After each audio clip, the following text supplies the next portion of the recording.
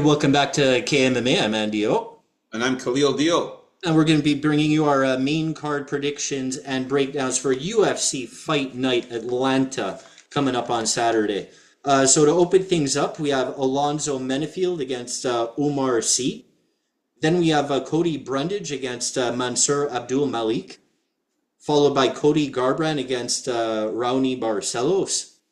Then we got Edmund Shabazian against Andre Petrosky. Co-main eventing is Rose Namajunas against Miranda Maverick.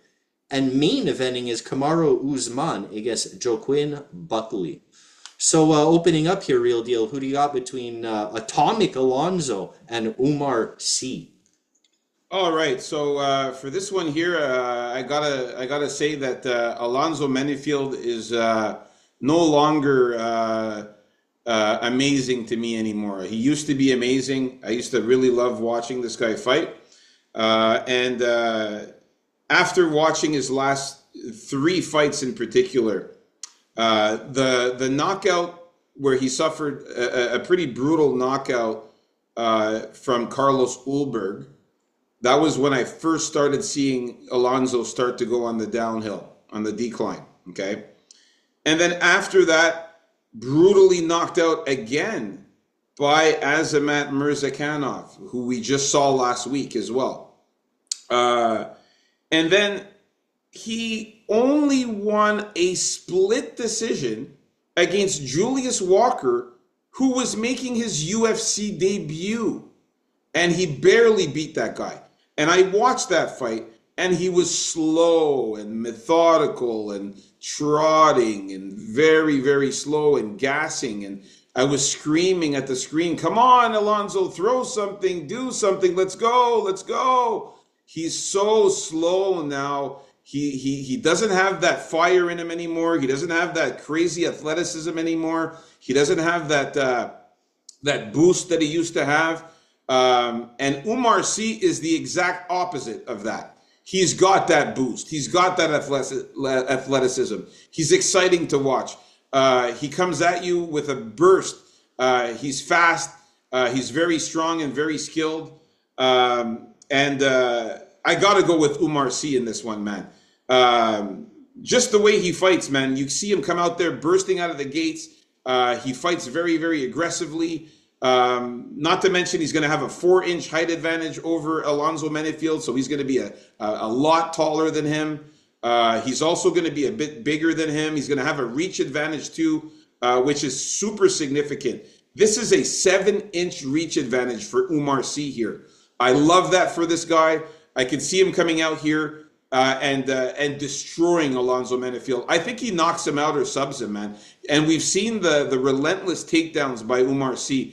Alonzo Menifield is trash on the ground. He's absolute trash on the ground.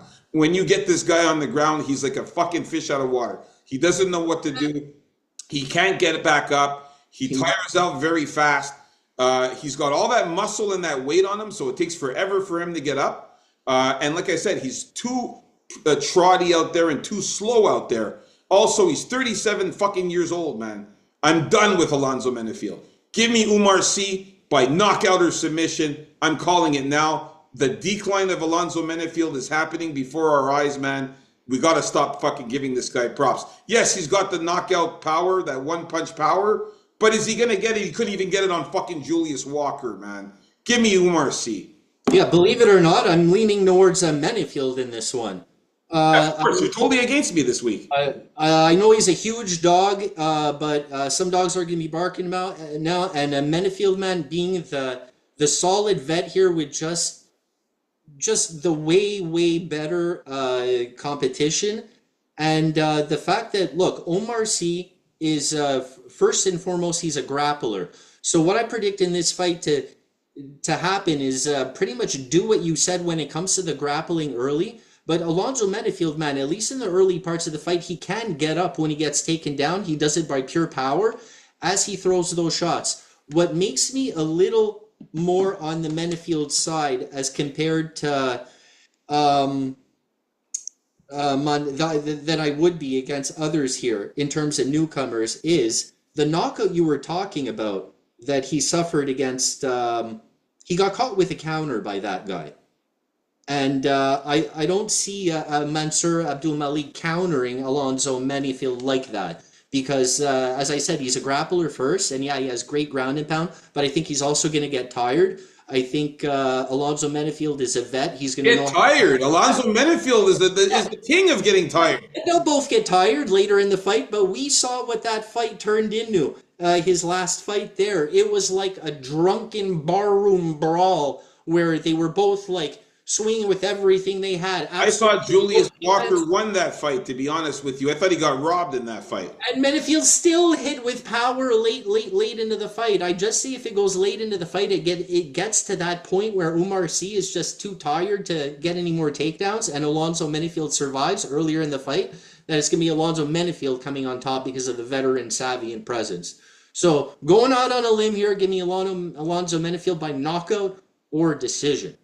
And folks, me and NDO disagreed on 3 fights in the prelims. We're starting off the main card again with a disagreement. You got to understand something about NDO. He likes to go for the value bets, but you got to remember, NDO, there's a difference between predictions and bets, man. Believe it or not, I'm picking the winners in these fights also. That's how I do these predictions. So don't predict the guy just because he's got value. That's all I'm gonna say. All right, we're moving on up to the next fight here. We got Mansour Abdul-Malik against Cody Brundage. Who do you got here, NDO? Cody Brundage because he's got value? Nah, I'm going to let you take all the favorites on this card. In this case, I'm going to go with Ronnie Barcelos because I feel that he's... No, we're at Cody Brundage and Mansour Abdul-Malik here. Oh, geez, I missed these guys up. Yeah, no, in this case, I am going to go with Mansour Abdul-Malik. Oh, yeah, all right. Yeah, because he's the favorite here. He's the favorite, I know. But in this case, he's going to get the win because while I appreciate what Cody Brundage has to offer, the occasional slam, the occasional barroom brawl like he had the last time, and always the way he comes up for the face-offs. Just like, doesn't care about you, doesn't care about anybody, doesn't care about the fight, and that's the way he likes it. I just like seeing it. But... even though I think Klein was giving Mansour Abdul-Malik a little bit of trouble there, I think he recovered well. He's rangy, he has some power, he's very patient, he has slams, and I think he's going to outwork Cody Brundage in this fight. And I'm glad he was tested a little bit by the bigger version of Clay Guida here in Klein the last time Abdul-Malik was out, because I think he's going to be more to the point in this fight, more aggressive. And Cody Brundage always has, there's always a chance of Cody Brundage losing interest or jumping a ghillie or something like that and putting himself in an awful position. So yeah, give me Mansour by knockout or decision. All right, so Mansour Abdul-Malik is a finisher. As you can see, he's got 7 knockouts, 1 sub, never won a decision. Cody Brundage has 6 losses, 2 of each. 2 knockouts, 2 subs, 2 decision losses. I got to say this. Mansour Abdul-Malik's going to have a 2-inch height advantage on Cody Brundage, but here is the kicker. A 7.5-inch reach advantage for Mansour Abdul-Malik. This is absolutely insane. This is a fight where I can see Mansour Abdul-Malik having a field day on Cody Brundage's face. He is going to knock the taste out of his mouth, knock the teeth out of his mouth, knock the smile off. That stupid smile you see in this picture, he's going to knock that smile off his face too. All right, Mansour Abdul-Malik is going to fuck up Cody Brundage and teach him a lesson. Fuck this guy up. I got him by knockout or submission. Cody Brundage, man, he is a decent fighter, but this guy, Mansour Abdul-Malik, is explosive. His knockout power, he's also got grappling. He's well-rounded. He could get takedowns. He's got good ground control, good ground game, and his power is there. So he can win in any multitude of ways, and he's just a way better fighter than Cody Brundage, man. Even though I know Cody Brundage has more experience, but at the same time, some of these new guys are coming up, and they're fucking fierce, and this is one of them. Mansour Abdul-Malik by finish, man. All right, let's move on up to the next fight here. We got Cody Garbrandt against Ronnie Barcelos here. All right, It's it's me or you here? I'm lost now. I started off with me, and then it was you, and then yes, me. All right, so for this one, finally, Khalil, the real deal, is picking a dog. This is my dog of the week. Cody Garbrandt is my pick for this one. I got Cody Garbrandt, dog of the week for me here, winning by knockout or decision, and this is why. Ronnie Barcelos is too old now. He's 38 fucking years old. We saw him in his last fight. He doesn't look the same anymore. He's very, very slowed down now. Yeah, he does have some endurance. Yeah, he did get the win over Peyton Talbot, but he was slow in that fight. He wasn't the same Ronnie Barcelos as he used to be. We saw that he was getting huffing and puffing. He was getting tired in that fight. He still managed to beat him, but it didn't look really pretty like he used to. Before that, he fought Christian Quinones, where he did get the rear naked choke. But prior to that, losing to Kyler Phillips by unanimous decision, and also getting knocked out by Umar Nurmagomedov, who's not even a knockout guy. He's a guy who does a lot of submissions and takedowns and grappling mostly. And Umar Nurmagomedov was able to knock out Ronnie Barcelos. Ronnie Barcelos got rocked several times. I don't know if you guys remember in that Peyton Talbot fight, he got rocked several times. There was a couple of times where I thought he was going to get knocked out, and Peyton Talbot just didn't capitalize when he fucking rocked him after hitting him with a few punches that rocked Ronnie Barcelos. You saw him wobbling in the ring, in the cage. He doesn't look that good anymore, man. Cody Garbrandt, I still think he still has it in him. I know his chin is very. Hey, I'm finally going for a dog, and now what? You don't want to go for the dog now? Go. Finally, Cody Garbrandt. I think this guy can get this job done here against Ronnie. I don't normally consider Cody Garbrandt to be amazing and stuff like that because of his chin. I know his chin is very suspect, but he's still been able to do pretty decent against Trevin Jones. That was a good fight where he won by unanimous decision. Against Brian Kelleher, he managed to knock him out. He did lose to Davison Figueiredo, but that's Figueiredo, and he got caught in a rear naked choke on the ground. Garbrandt still got it, man. I think he can get the job done against Ronnie Barcelos here. I think that he's going to be the slicker fighter with the striking. He has a reach advantage too. I think he's going to be slicker on the feet, man. I think that Cody Garbrandt's much faster with his striking. He's got good punches, good boxing. He's fighting at a Team Alpha Male, a very good camp. I think that Ronnie Barcelos is coming on the decline, man. He's getting up there in age now, and he's not the same. So I'm going to go with Cody Garbrandt. I think he knocks out fucking Ronnie Barcelos, or he wins by decision. So KO or decision for me for Cody Garbrandt. The dog of the week play for me here. The difference between Cody Garbrandt's decline was Cody and Ronnie Barcelos is Cody Garbrandt basically lost his soul and future when TJ Dillashaw knocked him out for that second time. And Barcelos has been like a slow, gradual kind of decline, I feel. So that being said, I feel that things can give out on either of these guys, like at any time, but always Garbrandt's chin is a question mark. I do think Garbrandt is the better boxer, but I think Ronnie Barcelos is the better striker overall. Cody Garbrandt, I don't think is going to pull out his wrestling. I think Ronnie Barcelos is going to be the one that's going to mix it up a little more, although I think it's predominantly going to be a striking matchup. Because Garbrandt's takedown defense is pretty good, better than Peyton Talbot's, I think. Got an 80% takedown defense, Cody Garbrandt. So if Ronnie Barcelos can't get those takedowns, he's going to have a problem. But I think overall Ronnie Barcelos has been fighting better, and I think he'll just end up outpointing Garbrandt eventually. I think the knockout's always on the table, so I'm going to have to go Ronnie Barcelos by decision 60%, or no, let's call it 50-50, because Garbrandt's chin, man, I still don't have much faith. And I don't know, this is really, you can't really call it a must-win for him anymore. I think this guy's going to just stick around, but as far as title aspirations, people are just going to say Raoni's all washed up anyway, even if he did beat him. But yeah, I slightly favor Barcelos, but I feel in this fight anything can happen. Yeah, I like Cody Garbrandt's power. He's still got that knockout power, man. And I think that he could catch Ronnie Barcelos and rock him and get the win here. I think Ronnie Barcelos is he's too slow and he's not the same anymore. But we'll see what happens. Anyways, we're in disagreement. Let's move on up to the next fight here. Edmund Shabazian against Andre Petroski. All right. Let's see here. Yeah, it's me, I think. It's you, yeah. All right, so this one we got Edmund Shabazian against Andre Petroski.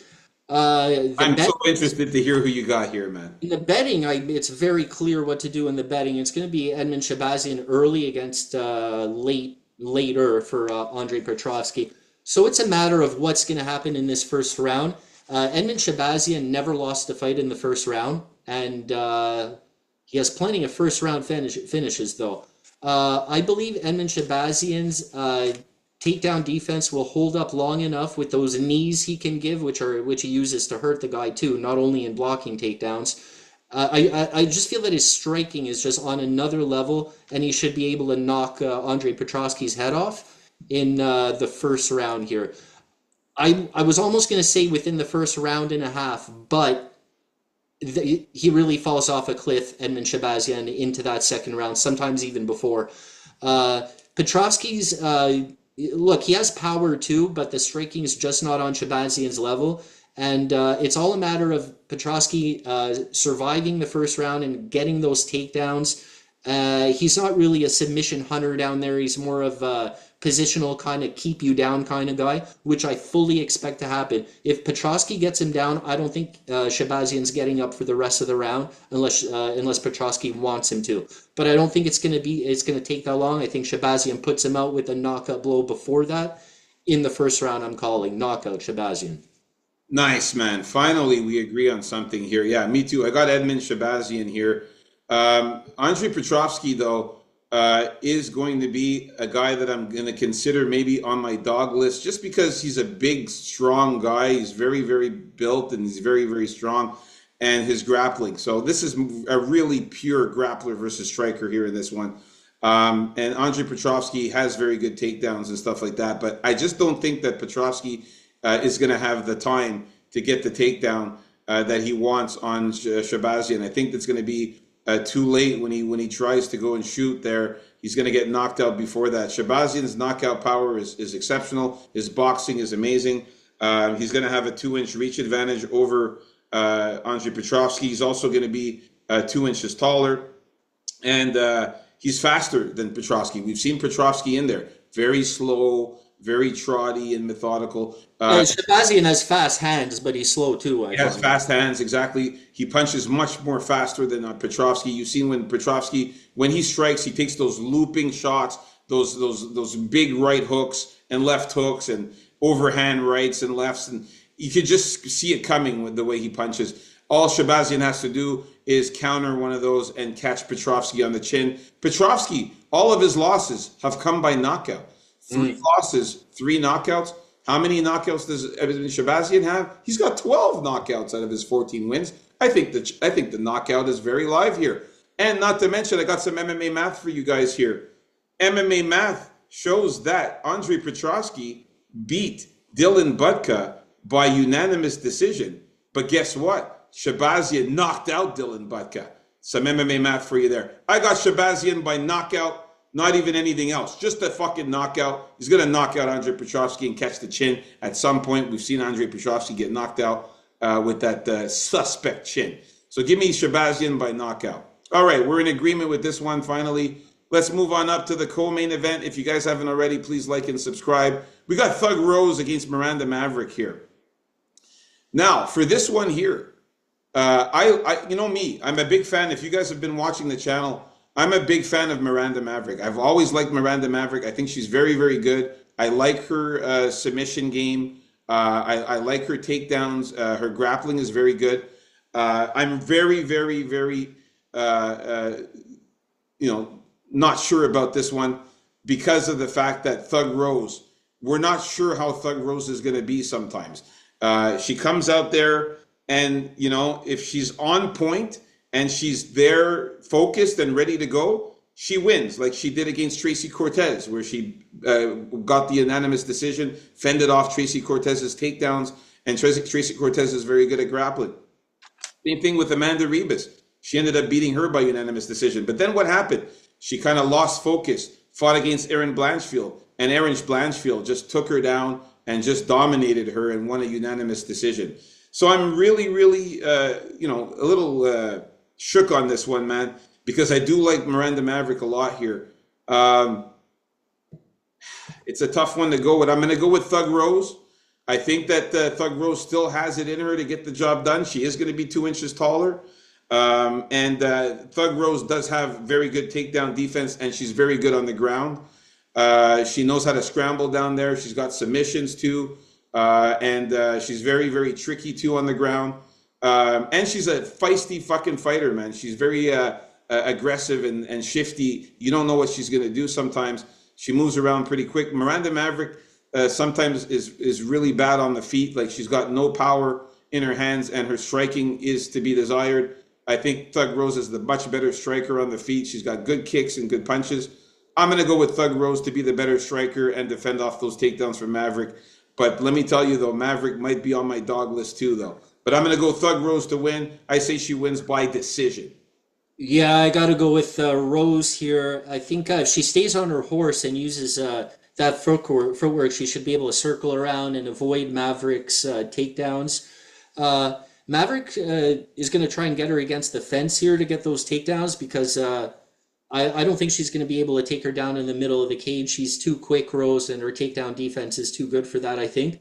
But she also has takedowns of her own, so I see even Rose maybe at some point tripping down Miranda Maverick if the timing is right. And yeah, if she gets taken down, she just has to avoid that top time that Miranda Maverick gets, because she's pretty strong down there. Miranda Maverick can hold you down, but I think in the end that Namajunas is going to show up for this fight and move around very well, some nice kicks to all levels, and just out-volume Miranda Maverick for the decision. All right, so we're in agreement with this one at least. Okay. So finally now we're getting to the main event of the evening here. We got Kamaru Usman against my favorite fighter now in all of UFC, Joaquin Buckley. So obviously you guys know who I'm picking. I just told you it's my favorite fighter in the UFC. I'm going with Joaquin Buckley. I'm on the Buckley train here. I'm not getting off the train until I see something bad happen to Buckley, because Buckley is just on fire. He's got 15 knockouts, 6 decisions out of his 21 wins. He's never been submitted. Kamaru Usman, man, this guy is coming back after quite some fucking time, man. You know, quite some fucking time. He's coming back into the UFC, man. We haven't seen this guy fight in almost 2 years. It's been a year and 7 months. Where he lost the majority decision to Khamzat Chimaev in that one. And then, of course, we all know the 2 losses to Leon Edwards back-to-back, one with that crazy head kick that put him away, and then the next fight where he just lost the majority decision. If Leon Edwards could beat Kamaru Usman, you damn sure Joaquin Buckley can beat him. I feel that Joaquin Buckley is even better than Leon Edwards. I think he's got more ways to win. He's a very good wrestler. He's got ground game. He could take you down. He's got good ground and pound. He's very explosive. You don't know what he's going to do. He's got spinning kicks, flying knees, elbows, spinning back fists. He comes charging at you when you least expect it. He'll take you to the ground and start fucking punching you. He'll get back up. He moves around quickly. He's very explosive and dynamic. And he's a super athlete, man. He's ripped to shreds. He's in incredible shape. He's powerful. I got to go with the younger guy here, Buckley. 31 years old to 38, Kamaru Usman. He's up there in age, man. And I'm not even worried about the height. Yeah, that Kamaru Usman's going to be a little bit taller at 6 foot compared to the 5'8" Joaquin Buckley. But who gives a shit? Joaquin Buckley beat that giant Nursultan Ruzaboyev, who was like fucking 10 inches taller than him. So I don't give a shit about the height. Buckley's getting it done. Give me Buckley by knockout or decision here. Yeah, so I'm looking forward to this main event. Usman, he's got quite the resume, maybe one of the best welterweights of all time here. And I think in order for him to win this fight, he's going to have to those knees are going to have to hold up, and he's going to have to work in those takedowns where he can get him. I think when it comes to the clinch, that's where Buckley has to be careful, because I think he's going to look to work those uppercuts in the clinch and body shots, because he's going to have to find a way to slow Joaquin Buckley down. Buckley's going to come out with a lot of aggression. He's very active in there. He throws a wide variety of shots, a lot of fun shots, a fun guy to watch. And he's always going to keep that pressure. He also has nice kicks. If a whole bunch of other stuff wasn't like impressive also, like his kicks would stand out. But I think he has really good kicks. And yeah, I think he's just riding that wave, man. I think it has been a long time for Kamaru Usman. Kamaru Usman always seems to find a way to fight through his knee problems. But as a guy that's familiar with knee problems, man, it can get tough, you know? So I can sympathize. But yeah, I'm going to have to go with Buckley also, man, just by being the more active guy, the more aggressive guy, and against the guy that's probably going to want to slow it down a bit more, want to keep Buckley against the cage a bit more, stomp on his foot a bit more, right? Buckley's going to want to move around in there and cause some damage. So yeah, give me Buckley by decision or knockout. All right, there you have it, folks. Our early predictions and breakdowns for the main card. Me and Andy disagreeing on 3 fights in the prelims, and we disagreed on, let's see here. We disagreed on how many in these ones here? 1, 2. Yeah, okay, so not bad. We only disagreed on 2 fights in the main card. So a total of 5 fights that we disagreed on this card, man. It's going to be a battle between me versus you, man. Well, we'll see how the betting turns out. You know, could be interesting also. So yeah, man, that's the thing. I see that you like to go for the value there. You know, I know you're a value guy, and you like to go for the dogs that have good value, but you're predicting a lot of dogs in this one. No. This is the prediction show, and I predict who's going to win. All right. So there you have it. Let's see the battle between Andy O and the real deal Khalil here this week. With all these differences, it just happens that if you agree with me, you'll make a ton more money. It's just the way it goes. But every favorite's not going to win on this card. Like right off the bat, I'm telling you, every favorite's not going to win. So love and subscribe. Leave a comment for these great dogs, and that's it. Peace out, folks. KAMMA. Let's get it.